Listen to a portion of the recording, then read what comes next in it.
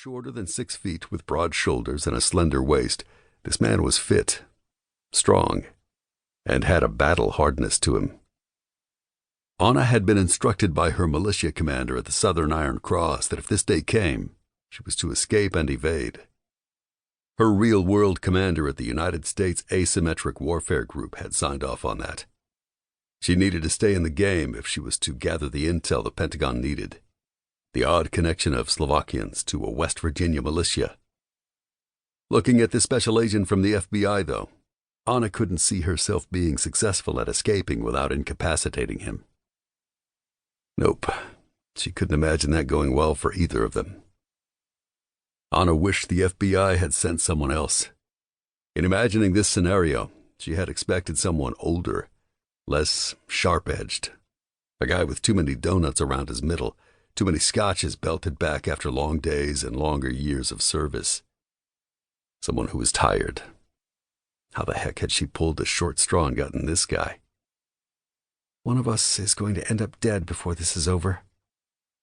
That thought burrowed into her mind before she could grab it and throw it off to the side. Now it was in there, scratching and scrambling around as it nested into her subconscious. "Are you Special Agent Steve Finley?" a suit called over. Finley broke eye contact and moved to talk to the man. Steve Finley. That name nickled at the back of her mind. Something from last year. A story that somehow connected to her investigation. Something she'd learned from the CIA back in Slovakia. Hearing that name again seemed like an odd coincidence. A second SWAT guy moved to the other side of the car where he tied a white blanket from off the dog's bed around Jonathan's neck. It had a static coating of black Marmaduke hair. Well, at least it's warm, Anna thought. Jonathan stood there, sobbing like a little kid in a make-believe Superman cape. Anna bet Jonathan had never considered that he would be arrested. Laws simply didn't apply to people of his ilk. Raised by a set of ladder-climbing parents who pushed their baby boy into financial and social circles where he couldn't compete, Jonathan became stupid hungry for power. Political, financial, anything he could get, really. The desire for influence and respect drove Jonathan from his Connecticut country club lifestyle over to Slovakia to see if he couldn't hook his future to a Russian star. He had connections. He could schmooze with the best of them, maybe even better, since he'd had to fine-tune that skill set to stay relevant in his youth. The Zorik family recognized him for what he was, a sycophant, though not in an oily way. And they'd sent him here to West Virginia to do something. And Anna had been sent by the Zorik family to monitor him.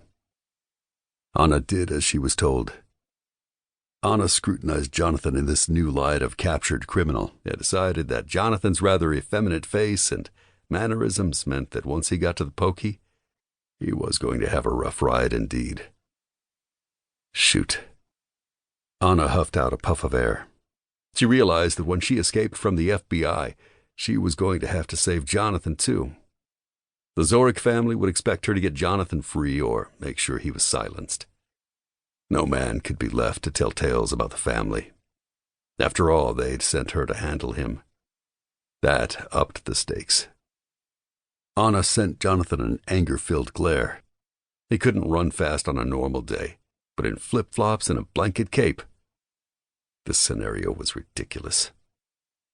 Jonathan's guard popped the back door open, folded Jonathan into the seat, then belted him in place.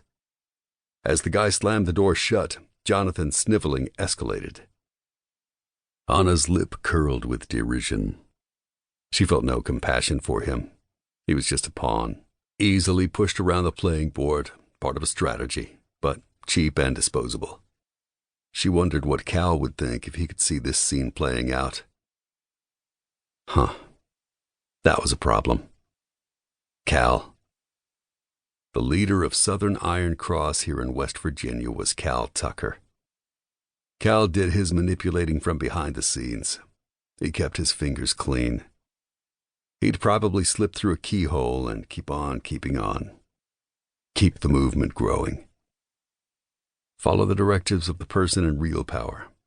Yes, someone was handing strategies to Cal. They had to be.